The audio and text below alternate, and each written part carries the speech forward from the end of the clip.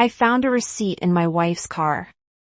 Just a piece of paper from some motel I'd never heard of, the Anchor Inn. 2 drinks, 1 bourbon, 1 Cosmopolitan. She told me she was at a client dinner that night. She doesn't drink bourbon.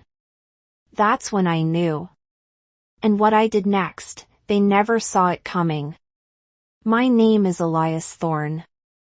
I'm 42 years old and I run a roofing company here in Tennessee. Started it from nothing 12 years ago. Built it into something solid. Commercial jobs, residential projects, the works. I'm the kind of guy who believes in hard work, loyalty, and keeping your word. My old man taught me that. He was a roofer, too.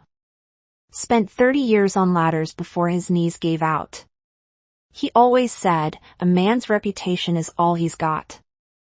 I met Alara 14 years ago at a mutual friend's barbecue. She was standing by the grill laughing at something, and I couldn't look away. Dark hair, bright eyes, and this energy that just pulled you in. She worked in event management back then. Always organizing something, always on the move. We got married 2 years later. Life was good. We bought a house in a quiet neighborhood. Nothing fancy, but ours. No kids, though we talked about it. Alara wanted to focus on her career, and I didn't push.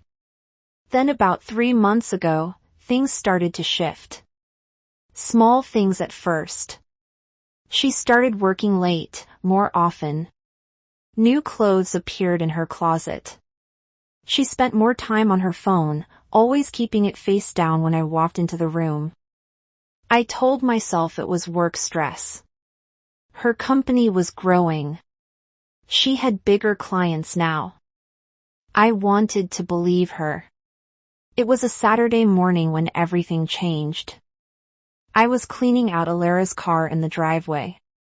She treated that thing like a mobile storage unit. Coffee cups, receipts, makeup scattered everywhere. I was just trying to help, be a good husband. That's when I found it. A receipt crumpled up under the passenger seat. The Anchor Inn, it said across the top. 2 drinks, 1 bourbon, 1 Cosmopolitan. Thursday night, 9:15 p.m. I stood there holding that piece of paper, feeling something cold settle in my chest. Thursday night, Alara had told me she was at a client dinner downtown, some big corporate event that was running late. She texted me around 8:30 saying not to wait up. Alara didn't drink bourbon. Never had. I folded the receipt carefully and slid it into my pocket. My hand was steady, but my mind was racing. Maybe there was an explanation. Maybe she met a client there. Maybe it was nothing. But I knew better. I knew exactly what this was. I didn't confront Alara that day. I put the receipt in my workshop, locked in a drawer where she'd never look. Then I went back inside and acted like nothing had changed. She was in the kitchen making lunch, humming along to something on the radio. When I walked in, she smiled at me. That same smile I'd fallen for all those years ago. "How's the car?" Alara asked, pulling plates from the cabinet. "Clean now," I said, keeping my voice steady. "You really need to stop treating it like a dumpster," she laughed. I know. "Thank you, babe." She kissed my cheek. It felt hollow. Over the next few days, I started paying attention. Really paying attention. The kind of attention I should have been paying for months. Thursday nights, that's when I noticed the pattern. For the past 2 months, almost every Thursday, Alara had a late meeting or a client dinner or some work emergency that kept her out until 10 o'clock or 11 o'clock at night. She'd come home looking tired, claiming she was exhausted from schmoozing clients. But now, I saw it differently. The way she'd shower immediately when she got home, the way she kept her phone in her purse instead of leaving it on the counter like she used to. The new perfume she'd started wearing. I checked our credit card statements online. Nothing obvious jumped out at first. Alara was smart about it, but then I noticed charges at restaurants I'd never heard of. Gas stations on the other side of town, nowhere near her office. Small purchases at stores that didn't make sense.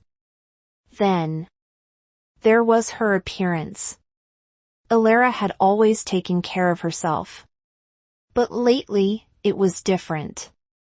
New dresses hanging in her closet. She'd started getting her hair done every 3 weeks instead of every 2 months. Her nails were always perfect now. I told myself I was being paranoid. Maybe she just wanted to look good for work. Maybe she was trying to impress new clients. But I knew better. Tuesday evening, I was in the garage working on an estimate when my younger brother Caleb stopped by. He worked for me running one of my roofing crews. Good kid, reliable, but he'd always had a soft spot for Alara. "Hey, Elias," Caleb said, walking in with a six-pack. "Thought you could use a beer." I took one and leaned against my workbench. Caleb looked around, then back at me. "Everything okay?" he asked. "You seem off lately." I almost told him, almost showed him the receipt and asked what he thought, but something stopped me.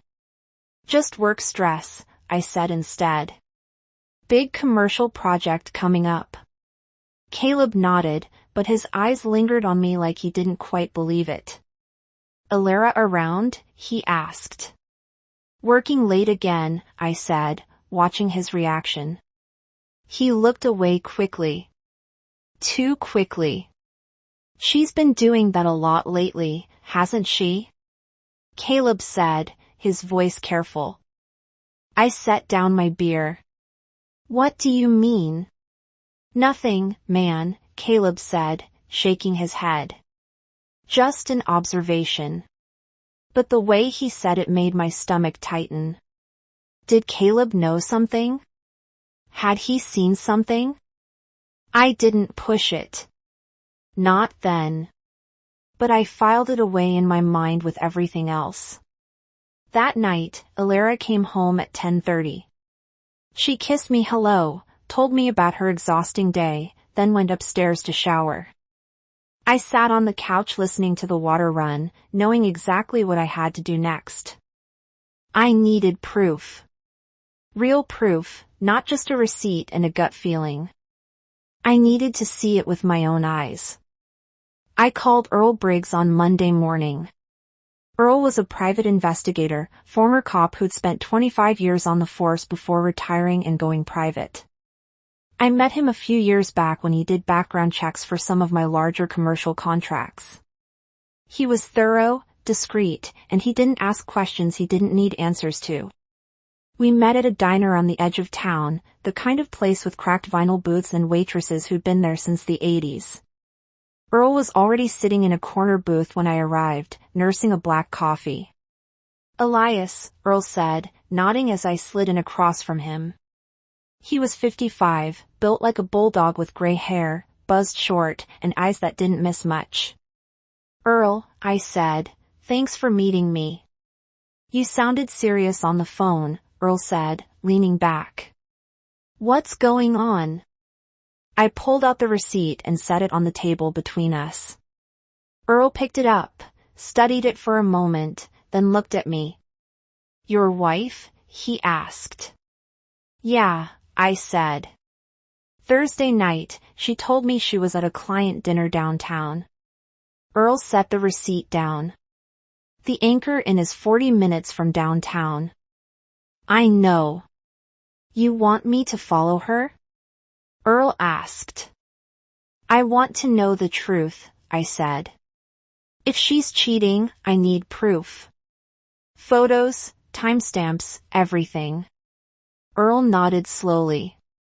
"This isn't going to be cheap, Elias. And once you know, you can't unknow it. Understand?" I said, How much?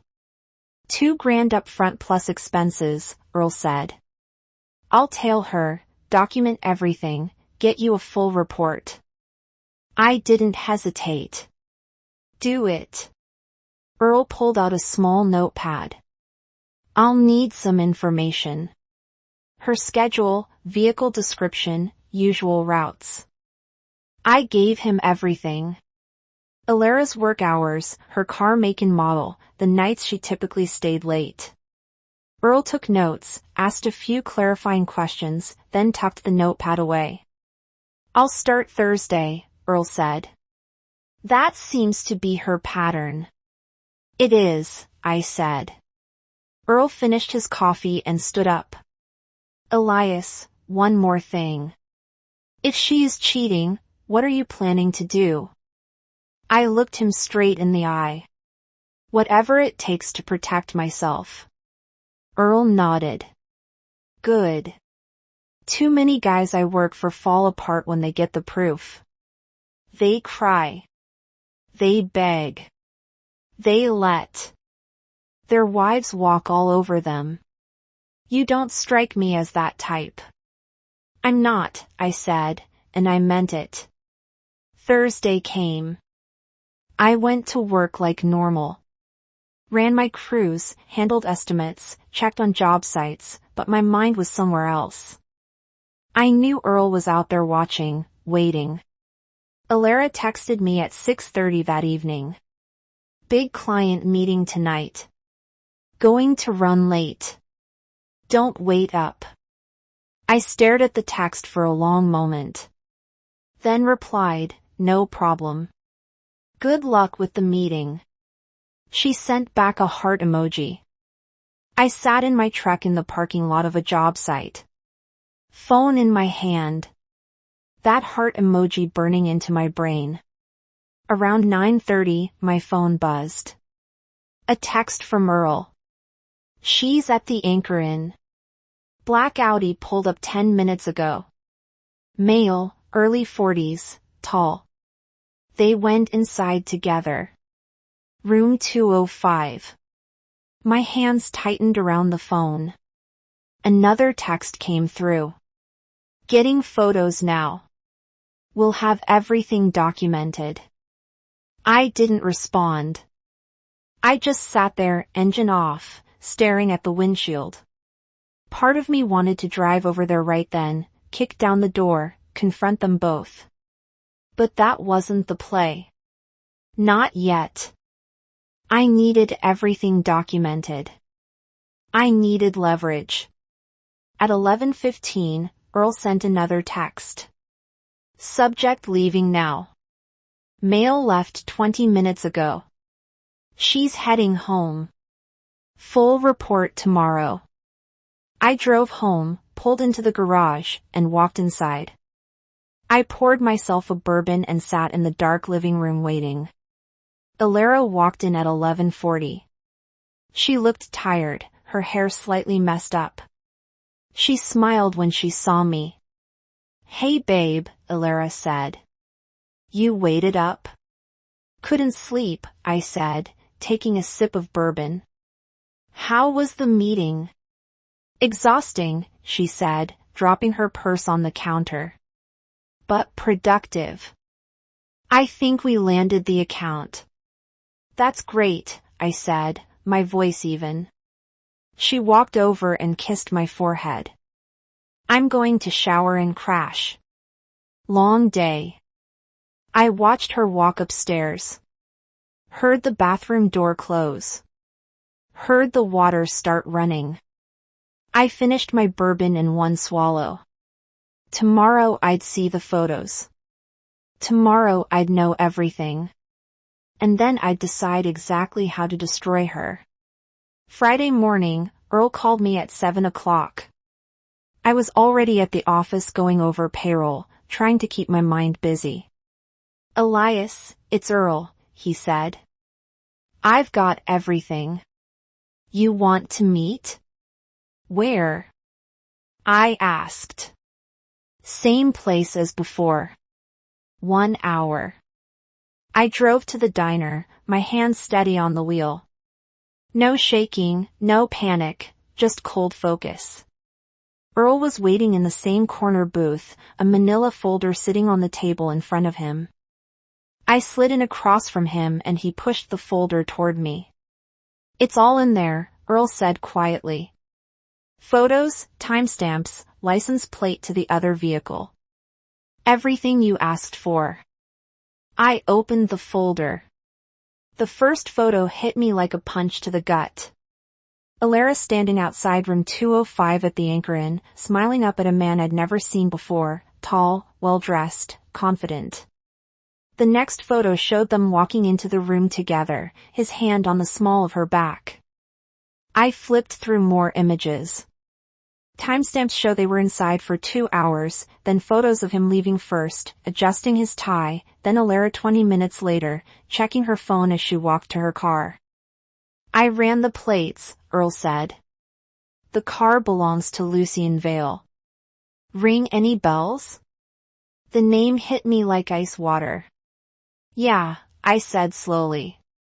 "He's my business partner." Earl's expression didn't change, but I saw something flicker in his eyes. "Your business partner?" "We started the roofing company together 5 years ago," I said, my voice flat. 50-50 split. He handles the commercial contracts. I handle residential and operations. "Jesus," Earl muttered. I closed the folder, my jaw tight. Lucien. Of all people, Lucien. The guy I trusted with half my business.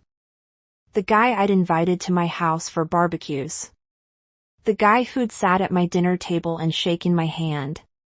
"There's more," Earl said. I did some digging into his background. Lucien Vale is married. Wife's name is Nicole. They've got 2 kids, 8 and 10 years old. I looked up at him. "He's married." "Yeah," Earl said. "Lives about 30 miles north of here. Nice house, white picket fence, the whole deal." So Lucien was destroying 2 families, not just mine. "I need copies of everything," I said, "digital and physical." Earl nodded. "Already done. USB drive is in the folder and I've emailed encrypted files to the address you gave me." I pulled out my checkbook and wrote him a check for the full amount plus 1,000 extra. "That's more than we agreed," Earl said. "You did good work," I said, standing up. "I appreciate it." Earl stood too, extending his hand. "Elias, whatever you're planning to do, be smart about it. Don't do anything that'll land you in jail." I shook his hand. "I won't, but I'm going to make sure they both regret this for the rest of their lives." I walked out of that diner with a folder under my arm, climbed into my truck, and sat there for a long moment. Lucien Vale, my business partner, the man who'd helped me build everything I had. He'd been sleeping with my wife, and now I was going to take everything from both of them. I didn't go to the office that day. I drove to a quiet park, sat at a picnic table, and spread out everything Earl had given me. Photos, timestamps, vehicle records. I studied every detail, committing it all to memory. Lucien Vale, 44 years old, married with 2 kids, my business partner for 5 years. The betrayal went deeper than just Alara. Lucien had access to our company accounts, our client lists, our contracts. If he'd betray me like this, what else had he been doing behind my back? I pulled out my phone and called my accountant, a woman named Beatrice who'd been handling our books since we started the company. "Beatrice, it's Elias Thorne," I said when she answered. "Elias, hi," Beatrice said. "What can I do for you?" "I need you to go through every transaction in the company accounts for the last 6 months," I said, "every withdrawal, every transfer, everything Lucien had access to. I need a full audit." There was a pause. "Is there a problem?" "I don't know yet," I said. "That's what I'm trying to find out." Can you have that ready by Monday? I'll do my best, Beatrice said. Should I let Lucien know about this? No, I said firmly. Don't tell Lucien anything. This stays between you and me. Understood, Beatrice said. I hung up and made my next call. Dominic Vance, a divorce attorney I'd heard about through a contractor friend who'd gone through a rough split. Dominic had a reputation for being aggressive and thorough. Dominic Vance's office. A receptionist answered. I need to schedule a consultation with Mr. Vance, I said. It's urgent. Can I get your name? Elias Thorne. And what is this regarding?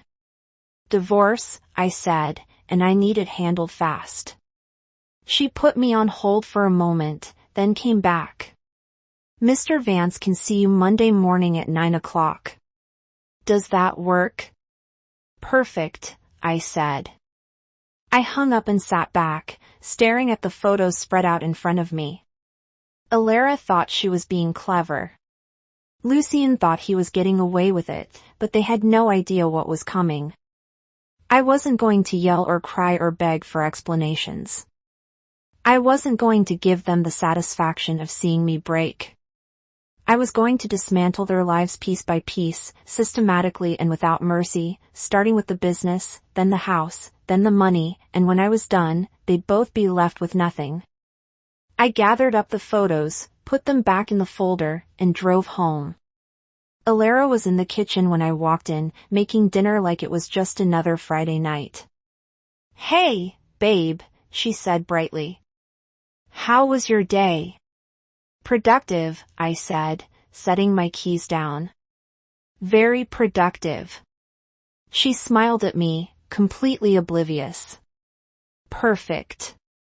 Monday morning, I met with Dominic Vance at his office downtown.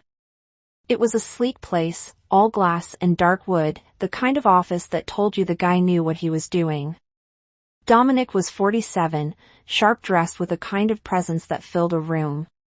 He gestured to a leather chair across from his desk. Mr. Thorne, Dominic said, shaking my hand. Tell me what we're dealing with. I laid out everything, the receipt, the surveillance photos, Lucien being my business partner, the whole mess. Dominic listened without interrupting, occasionally making notes on a legal pad. When I finished, he leaned back in his chair. Do you have a prenuptial agreement? Yes, I said. We signed one before we got married. The house was mine before the marriage. The business was mine before the marriage.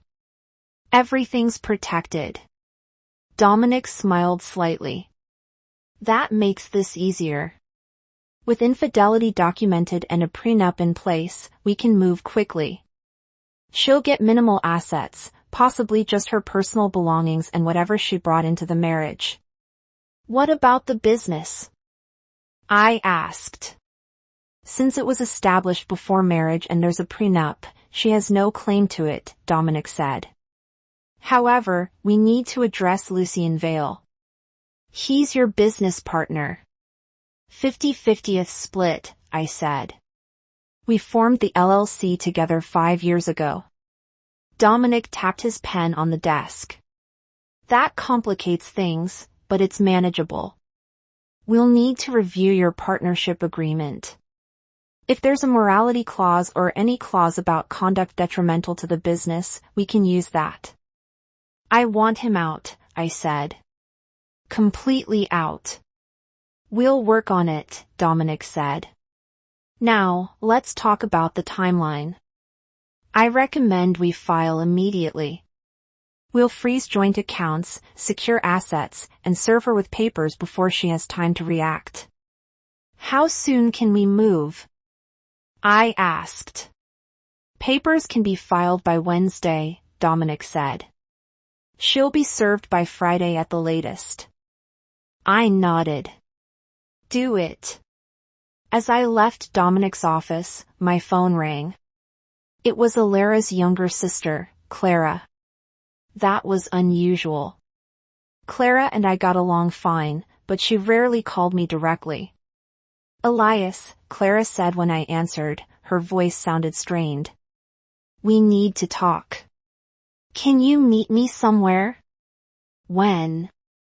I asked. Now, she said. It's important. We met at a park near her apartment. Clara was 34, looked a lot like Alara, but with darker hair and a quieter demeanor. She was sitting on a bench when I arrived, looking nervous. What's going on, Clara? I asked, sitting down next to her. She took a deep breath. I know about Alara. My stomach tightened. Know about what? The affair, Clara said quietly. I've known for about a month. I saw her at a restaurant with him. I confronted her and she admitted it. She made me promise not to tell you. I stared at her. And you kept that promise. I know, Clara said, her eyes welling up. I know. I should have told you immediately. I've been sick about it, Elias. I couldn't sleep. That's why I'm telling you now. I can't keep lying for her. I took a slow breath, processing this. Who else knows? Just me, as far as I know, Clara said. But Elias, there's more. Alara's been talking to a lawyer. She's planning something. My jaw tightened. What kind of something? I don't know the details, Clara said. But I heard her on the phone last week. She was talking about assets, about protecting herself. I think she knows you might find out and she's getting ready. So, Alara was planning her own move. That changed things. There's something else, Clara said, hesitating. Alara told me she's pregnant. The world seemed to stop for a moment. Pregnant? I repeated. She said she just found out 2 weeks ago, Clara said. But Elias, I don't know if it's yours. Given everything that's happening, I thought you needed to know. I sat there feeling like I'd been punched in the chest. Pregnant. Either it was mine or it was Lucien's. And given the timeline, I had no way of knowing for sure. Thank you for telling me, I said finally. Clara reached over and squeezed my hand. I'm sorry, Elias. I'm so sorry about all of this. Alara's my sister, but what she's doing is wrong. You deserve better. I drove straight back to Dominic's office. His secretary tried to stop me, but I walked past her and into his office. Dominic looked up from his desk, surprised. Dominic, she's pregnant, I said, and she's already talking to a lawyer. Dominic's expression hardened. Sit down. Tell me everything. Beatrice, my accountant, called me Tuesday afternoon. I was at a job site inspecting a commercial roof installation when my phone buzzed. Elias, we need to talk, Beatrice said, her voice tight. I found something. I'm on my way, I said. 20 minutes later, I was sitting in her office watching as she pulled up spreadsheets on her computer. I went through every transaction like you asked, Beatrice said. And I found discrepancies. Money has been moving out of the business account into a separate account that I didn't know existed. How much? I asked. Over the last 6 months. About $150,000, Beatrice said. My hands balled into fists. Lucien. The transfers were authorized by him, Beatrice said. The account is under an LLC name I've never seen before, Vale Consulting Services. So Lucien had been stealing from me, from our company, while sleeping with my wife.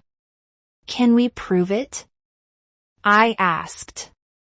Absolutely, Beatrice said. I have every transaction documented. This is embezzlement, Elias. You could press charges. I sat back, my mind racing. Lucien hadn't just betrayed me personally. He'd been robbing the business we'd built together. Send everything to Dominic Vance, I said. My attorney. He needs to see this immediately. Already done, Beatrice said. I sent it over an hour ago. I called Dominic from my truck. I just saw Beatrice's report, Dominic said when he answered. This changes everything. Lucien Vale isn't just your wife's affair partner. He's committed a crime. What are my options? I asked. We can file criminal charges for embezzlement, Dominic said. Or we can use this as leverage to force him out of the business entirely. Sign over his half, walk away with nothing, or face prosecution. I want him out, I said. And I want my money back. Consider it done, Dominic said. I'll have papers drawn up by tomorrow. But Elias, we need to move fast. If Lucien suspects anything, he might try to move more money or destroy evidence. That night, Elara came home at her usual time. She was acting normal, cheerful even. She kissed me hello and started talking about her day like nothing was wrong. How was work? Elara asked, pouring herself a glass of wine. Busy, I said, watching her carefully. How about you? Exhausting, she said. But good. We landed a big client today. She was lying so easily, like it was second nature. Elara, I said slowly. Is there anything you want to tell me? She looked at me, her expression curious. Like what?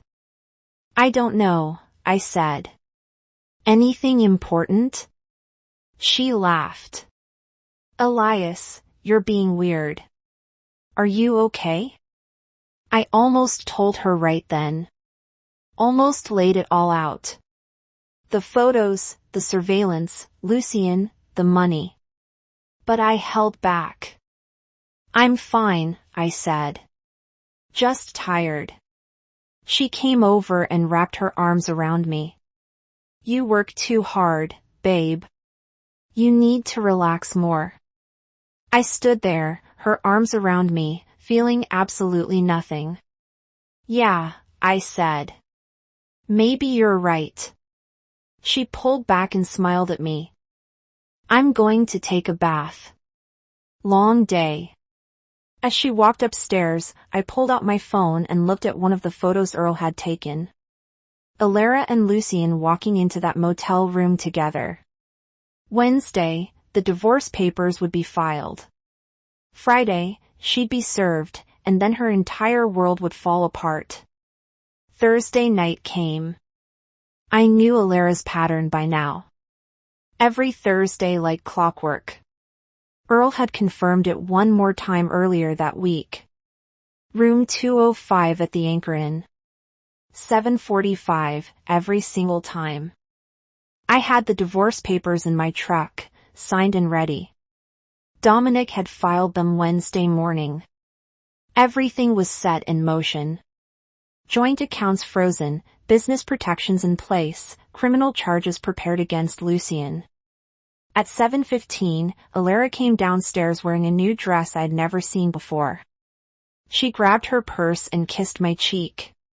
Client dinner, Elara said. Might be late. Drive safe, I said, not looking up from my phone. She left. I waited 10 minutes, then got in my truck and headed to the Anchor Inn. I parked 3 spaces away from Elara's car. Lucien's black Audi was already there. I sat in my truck, watching the door to room 205, waiting. I wasn't nervous. I wasn't angry anymore. I was just ready to end this. At 9:30, I got out of my truck, walked across the parking lot, and knocked on the door of room 205. "Housekeeping," I said. The door opened. Lucien stood there, shirt unbuttoned, looking confused. Then he saw me, his face went white. "Elias," Lucien said, his voice cracking. "What are you?" I pushed past him into the room. Alara was sitting on the bed, wrapped in a sheet, her eyes wide with shock. "Elias," Alara stammered, using my middle name like she always did when she was scared. "What are you doing here?" I pulled the divorce papers from my jacket and tossed them onto the bed next to her. "You've been served," I said, my voice calm and steady. "Read them." Alara grabbed the papers with shaking hands. Her eyes scanned the pages, and I watched as the reality hit her. Divorce, adultery grounds, prenuptial agreement enforced, zero claim to the house, zero claim to the business. "Elias, no," Alara said, her voice breaking. "Please, we can talk about this." "There's nothing to talk about," I said. I turned to Lucien, who was still standing near the door looking like he might be sick. "You're done, too, Lucien. Criminal charges for embezzlement are being filed tomorrow. $150,000 stolen from our company. You'll either sign over your half of the business and return every penny or you'll go to prison. Your choice." Lucien's face drained of color. "I can explain." "Save it," I said. "Your wife, Nicole, will be receiving copies of these photos tomorrow. By the way, I'm sure she'll be interested to know where you've been spending your Thursday nights." "You can't do this," Lucien said, his voice desperate. "I already did," I said.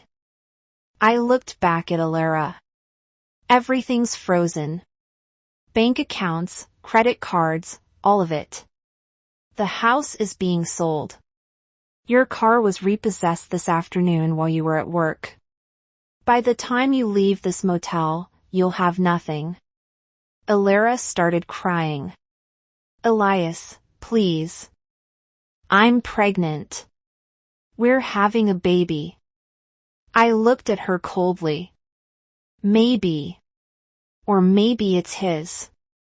Either way, you should have thought about that before you destroyed our marriage.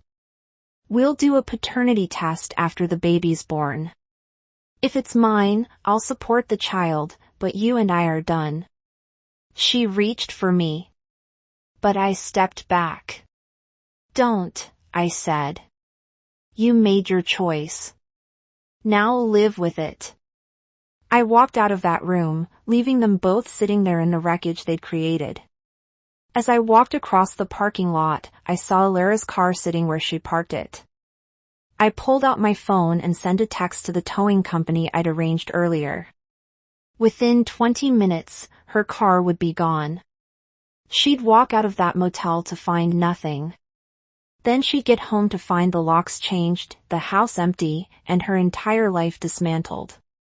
I got in my truck and drove away without looking back. 3 weeks later, I was sitting in my office when Dominic called. "It's done," Dominic said. "Lucien signed everything. He transferred his half of the business to you, returned the $150,000, and agreed to stay away from you and the company permanently.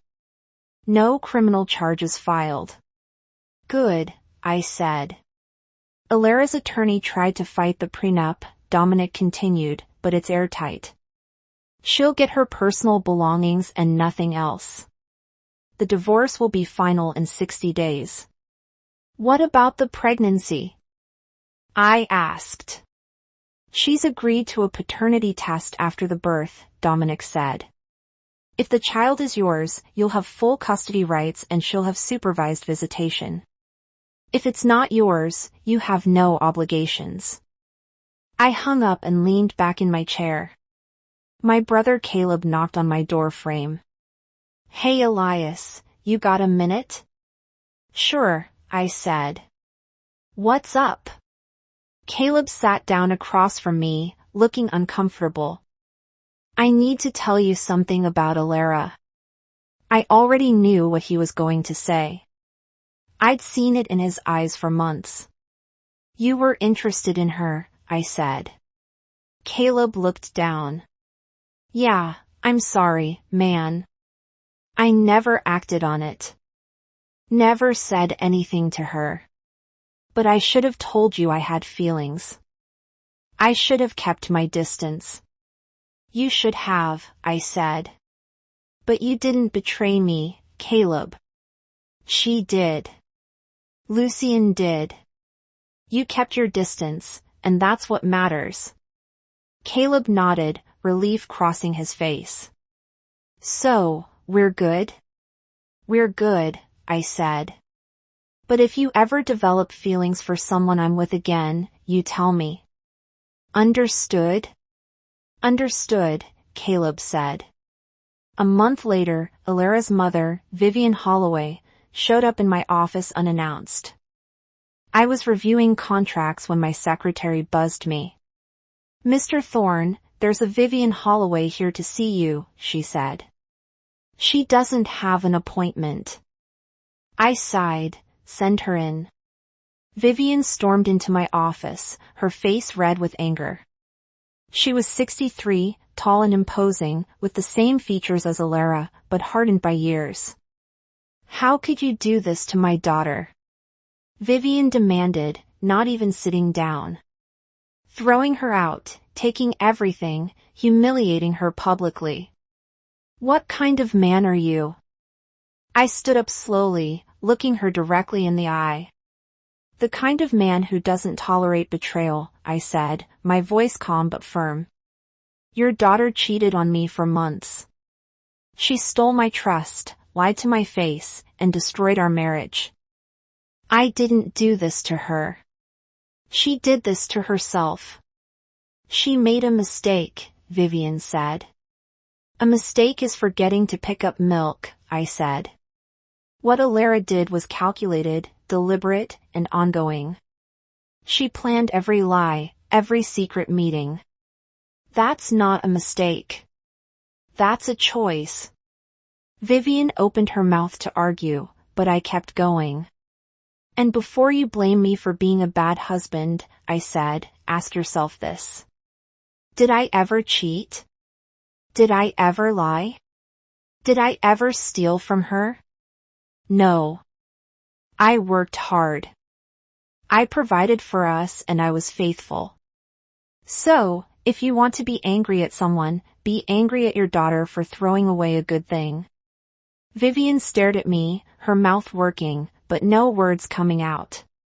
Now, get out of my office, I said. And don't come back.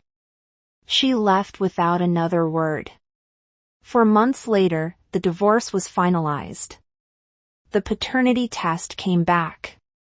The baby was Lucien's, not mine. Alara was living in a small apartment across town, working a job that paid half what she used to make. Lucien's wife had divorced him, too, taking the kids and most of his assets. He'd moved to another state. As for me, I bought a new house, smaller than the old one, but it was mine. The business was thriving without Lucien's interference. I promoted one of my senior crew leads to partner, someone I actually trusted. Clara stopped by one afternoon to check on me. We'd stayed in touch after everything fell apart. How are you doing? Clara asked. Better, I said. Honestly. It hurt, but I'm past it now. For what it's worth, Clara said. You handled this better than most men would have. You didn't fall apart. You stayed strong. I had to, I said. Falling apart wouldn't have changed anything. It just would have made me weaker. Life moved on. I learned to trust again, slowly. Learned that not everyone would betray me the way Alara and Lucien had. And I learned that sometimes the strongest thing you can do is walk away from someone who doesn't deserve you.